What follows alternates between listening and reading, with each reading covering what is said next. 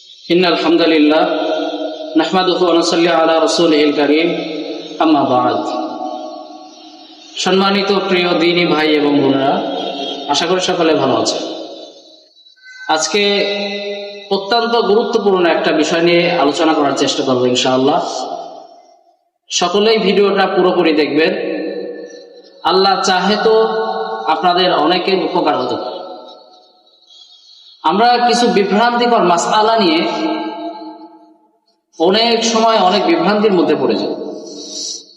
আসলে আমি কিছু কথা আগে বলে রাখি, মুসলমান জাতিকে আমল থেকে দূরে সরানোর জন্য, মুসলমান জাতির ইবাদত বন্দেগী নষ্ট করার জন্য, মুসলমান জাতিকে আল্লাহ সুবহানাহু ওয়া তাআলা থেকে দূরে সরানোর জন্য ইহুদি, খ্রিস্টান এবং একজাতীয় নামধারী মুসলমান পর্যাপ্ত পরিমাণ চেষ্টা করছে কিভাবে সমাজের মধ্যে অপপ্রচার করে মাসালাগুলা বিভ্রান্তিকর ভাবে ছড়িয়ে এই ইসলাম ধর্মটাকে বিক্রি করা যায়, ইসলাম ধর্মটাকে নষ্ট করা যায়।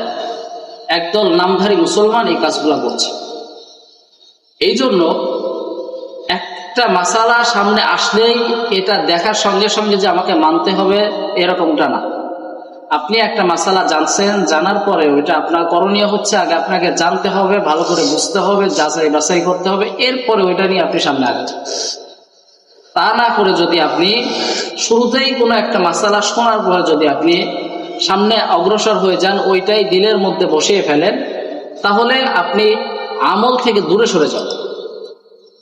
এই জন্য আমরা সবসময় খেয়াল রাখবো যে আমাদের মুসলমানদের মধ্যে যারা বিভ্রান্তিকর আলোচনা করে এবং যারা ফিতনা ফাসাদ সমাজের মধ্যে ছড়িয়ে দিচ্ছে, এই সমস্ত লোকদের আলোচনা শোনা থেকে দূরে থাকা।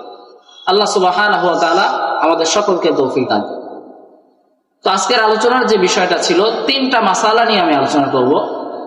এক নাম্বার নামাজ সংক্রান্ত বিষয় একটা মাসালা, দুই নাম্বার মাসালা থাকবে ওযু সংক্রান্ত বিষয় একটা মাসালা, এবং তিন নাম্বার মাসালা থাকবে কোরআনুল কারীম তেলাওয়াত সম্পর্কে মাসালা।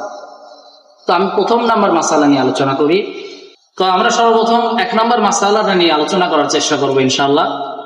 এক নাম্বার আমাদের যে বিষয়টা ছিল সেটা হচ্ছে নামাজ সংক্রান্ত বিষয়।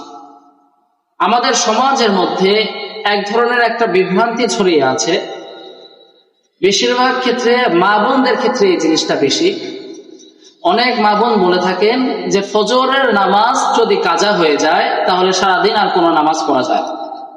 এইটা সম্পূর্ণ ভুল একটা মাসালা। হ্যাঁ, তবে বলে রাখি এইটাও একটা মাসালা আছে। যে ব্যক্তি